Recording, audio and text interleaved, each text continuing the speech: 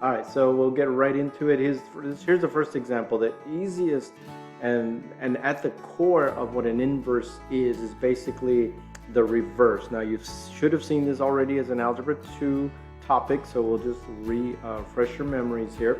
So this is a list of values, and if you write them down as ordered pairs, then you have this setup right here: -30, -22, -10, +14, -5, 23, 0, 32, and 5, 41, and then we have 10, 50. So this is your relation. A relation is a set of ordered pairs. So there's your relation. So when we ask you to find the inverse of that, well, now the inverse relation is simply going to reverse the values so that your domain values will now be your range values, and your range values will now be your domain values. So all it is, here's your inverse relation. You're going to put -22, -30, 14, -10, and 23, -5, 32, 0, 41, that 32 looks pretty weird, right? 41, 5, and 50, 10. Officially, these numbers are actually the Fahrenheit, the Celsius. On the original table, it's the Celsius temperatures converted into Fahrenheit temperatures. But what if we wanted the exact opposite? What if we have the Fahrenheit temperature and I wanted to see how much is that in Celsius? Well, that would be the inverse. So that's when you flip the domain and the range of values. All right, so at the core, that's all it is. That is an inverse relation. Now, as far as what is a function or not, remember that a function, the domain values, the x values, cannot repeat with a different y value. Each domain value can only give you one range value. Since these numbers are actually straight from Fahrenheit to Celsius, and when I reversed them, actually Celsius to Fahrenheit, and when I reversed them, it's Fahrenheit to Celsius, well then this is going to be a function. In other words, if I look at a 32 degrees Fahrenheit temperature, 32 degree Fahrenheit temperature, there's only one temperature that it relates to in Celsius, and that's 0. So you cannot have 32 degrees Fahrenheit and, oh, okay, well, here it's 0 and here it's -5. No.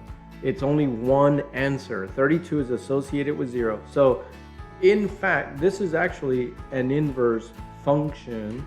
It's not in an equation form, but there is an equation that does transform values from Fahrenheit to Celsius and vice versa, and both of which are functions. All right, let's go ahead and work now on specifics. What if we have a function already given, y = x² - 4? By the way, that is a parabola. So I don't know if you recall, but all you have to do is make your range value, the y, make it into a domain, and make your domain into a range, into a y. And then, since all functions have to be written in y = form, or f of x equals, then you have to leave y by itself.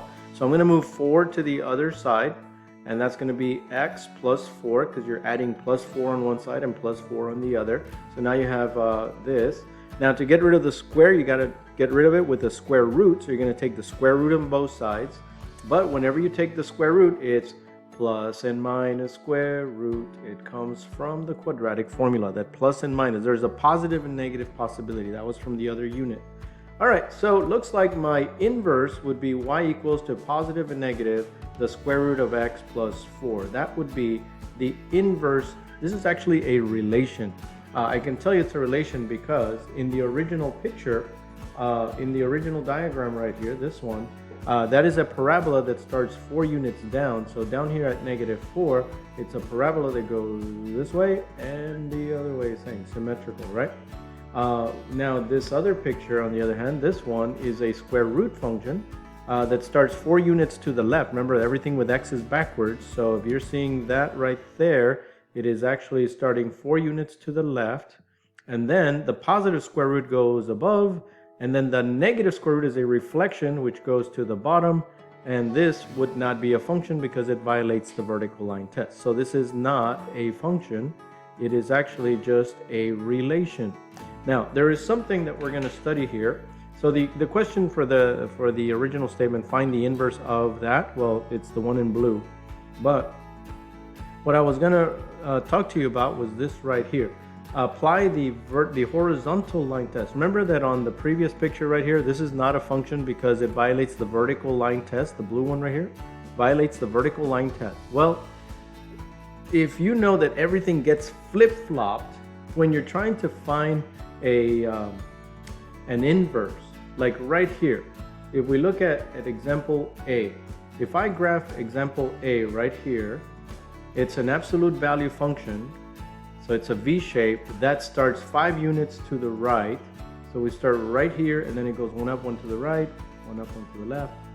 Anyway, that's an absolute value function. If we try to find the inverse of that, you will not have an inverse. So the instructions say apply the horizontal line test to determine whether the inverse function exists. Well, this will not exist because, see, if right now you drew a horizontal line, if you drew a horizontal line and you pass through 2 points of the graph, that is a function right now. But remember, if I try to find the inverse, everything gets reversed. So if you have 2 repeated values horizontally, when you do the inverse, now you're going to have 2 repeated values vertically, so that is going to violate the vertical line test. So what this statement is saying is apply the horizontal line test to determine whether the inverse function exists. In other words, if I do the inverse, will it be a function or not? Well, for the A, it is no, not a function. The inverse, let me write this correctly here. The inverse will not be a function, and that is because if a horizontal line passes through, so right here, I want to put the answer here. The inverse is not a function. All right?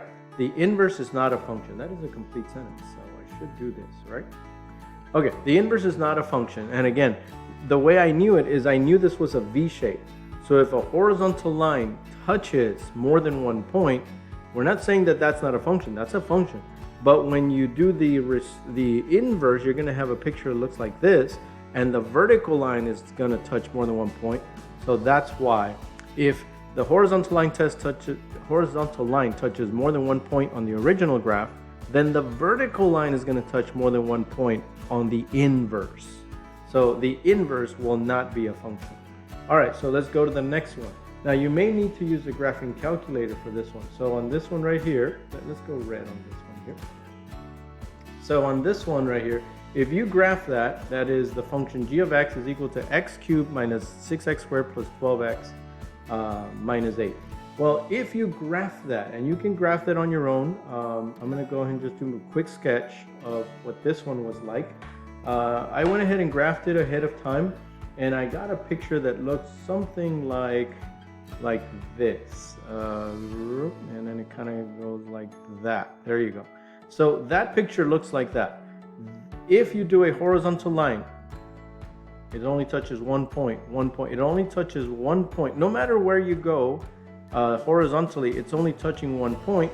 So because it's only touching 1 point, now right here at this, there's a point of inflection. It gets super close. It doesn't flatten out. It kind of just goes a slightly curved, but it doesn't go straight across. It flattens out a little bit. That's your point of inflection. But the horizontal line only touches 1 point at every particular spot. Therefore, for that one, my answer is that it passed the horizontal line test. It passes the horizontal line test. Therefore, the inverse will be a function. So you'll say the inverse is a function. Okay, that's all you're going to have to do here. Apply the horizontal line test to determine if it exists. That's all you have to do. All right, let's go to the next one, and we'll go with a different color here. Let's go green. All right, so this one right here, h of x equals x cubed minus 5x squared plus 2x minus 1. So that one, once again, I went ahead and graphed it. Y'all can graph it, right? You can go back and graph it on your graphing calculator. But when I graphed this one, it looks something like this. Now, I don't have a perfect picture, but it's going to look something like that. So this one will not pass. Look, it's not going to pass the horizontal line test. Because a horizontal line touches more than 1 point, then a vertical line is going to touch more than 1 point on the inverse. Therefore, the inverse is not a function, or the inverse does not exist.